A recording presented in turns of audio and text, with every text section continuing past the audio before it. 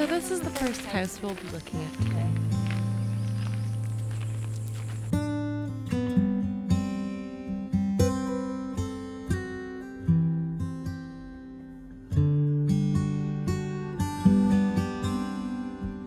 It's a 4-bedroom home on a large plot of desirable lakefront property, featuring amenities such as a sauna/beach house, as well as a dock for parking your boat or entertaining guests.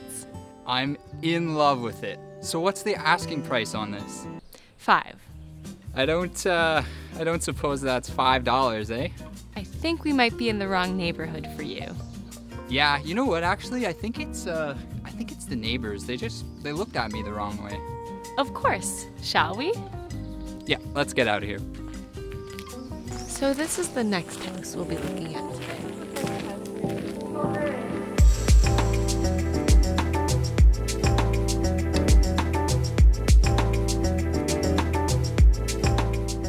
This next home is a more modest 3-bedroom home situated outside the more expensive city center, but opens up onto a beautiful backyard complete with a forest that you can explore at your leisure.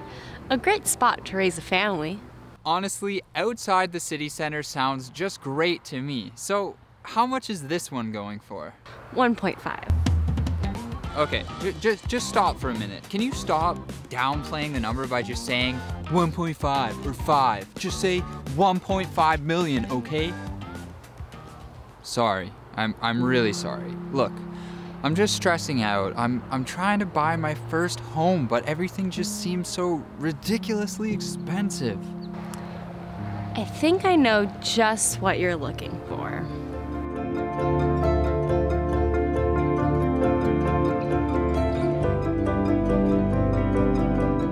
Here we have an affordable 1-bedroom studio with character. Don't let the size fool you. With some creativity, you can truly make it a place of your own. In fact, these homes are becoming quite trendy with millennials who are opting for them over more expensive traditional homes. Well, it certainly is unique. I'll give you that.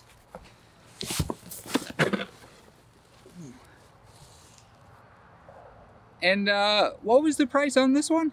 $100,000. I'll take it.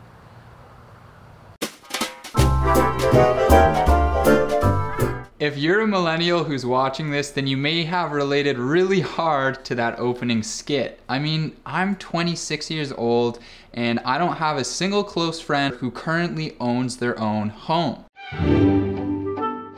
In fact, home ownership compared to Generation X and baby boomers when they were the same age as millennials is lower by millions of people. Why is that? Why does it seem like such an unattainable feat for members of my generation to own their own homes? Well, today we're going to be talking exactly about that. A study published by the Urban Institute was actually able to quantify a few key factors that they believe led to lower rates of home ownership. And the strongest factor they actually found was the fact that millennials are tending to delay their marriage. I dug into this a little further to see exactly how long we are delaying marriage and found this chart based on census data, which shows that we really are delaying our marriages.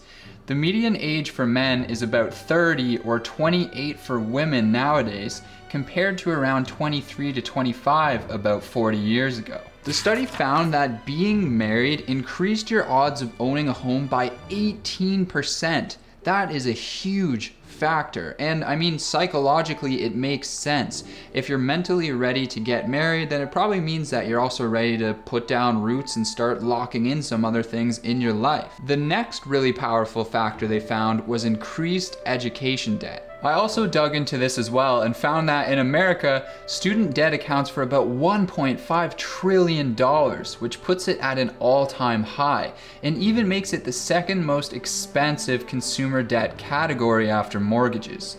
That means it's a larger debt load than credit card or auto loans. Another one of the factors they listed I find really interesting as well, because it's something that I can personally relate to.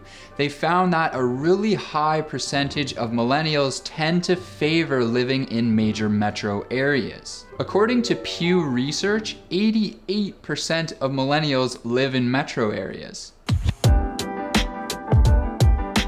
I personally love living in a big city. I mean, the opportunities for experiences are just endless, and I think that it's a really great place for personal growth and development as well. But okay, so far we've only talked about preferences. We can see that my generation has different preferences when it comes to marriage, education, and even their location of where they want to live.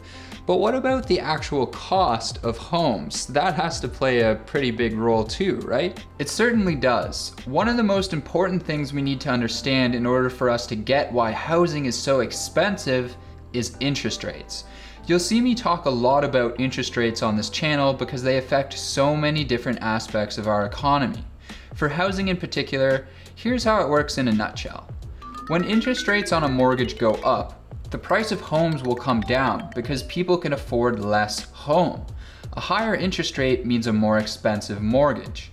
When interest rates go down, however, the price of homes will go up because people can afford more home for the same amount of mortgage payment. Can you guess where interest rates are right now? That's right, basically all-time lows, and they've been very low for an extended period of time. Because of this, people are able to afford more home right now, which then in turn increases demand, which then increases prices ultimately. But just how unaffordable are these prices really? I actually found a not-for-profit organization that's doing some really cool research in this area. They're called Generation Squeeze, and it was started by Paul Kershaw, who's a professor at the University of British Columbia in population and public health. What they found was incredible. They calculated that in order for a millennial to save for a 20% down payment on an averagely priced home, it would take them about 13 years. 13 years. Assuming you started working full-time at 22, that means you couldn't put down roots until 35. And that's just an average home across the country. When they looked at buyers in the GTA, they found that this number jumped up to 21 years. I cringed when I saw that. And all of this is compared to the 5 years on average it took the previous generation to save for their down payments at the same age. Now, obviously, everyone's going to have different experiences here. Personally, I was able to grow my savings to about $90,000 in just 3 years through a combination of investing and disciplined living. And I actually made a video about that, and if you haven't seen it yet, you can check it out here if you'd like to learn more about how I actually did that. But when you take into account everyone's experiences, that's when you find these large differences across generations. So we know that home prices are increasing rapidly. Okay. But we can't just look at that in a vacuum by itself. We should also take a look and see if incomes are rising alongside the home prices. Another analysis done by Generation Squeeze found that in 1976, around the time the baby boom generation was coming of age, the price of an average Canadian home adjusted for inflation was $213,000, and the median income for a 25 to 34-year-old was $54,000. So that's a ratio of roughly 4 to 1.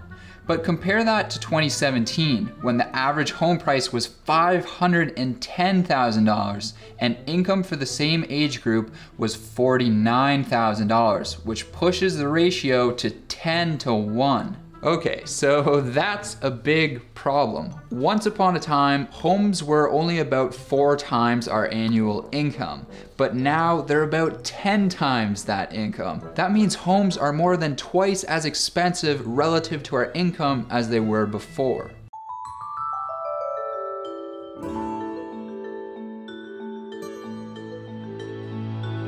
Now, of course, an important caveat to this entire discussion is that location is going to play a massive factor when we're talking about home ownership. I mean, You can't exactly compare California to the Midwest or Toronto to Northern Ontario. Those housing markets are going to be drastically different. But I'd actually like to ask you a question, and it might be one that you may have not even asked yourself before.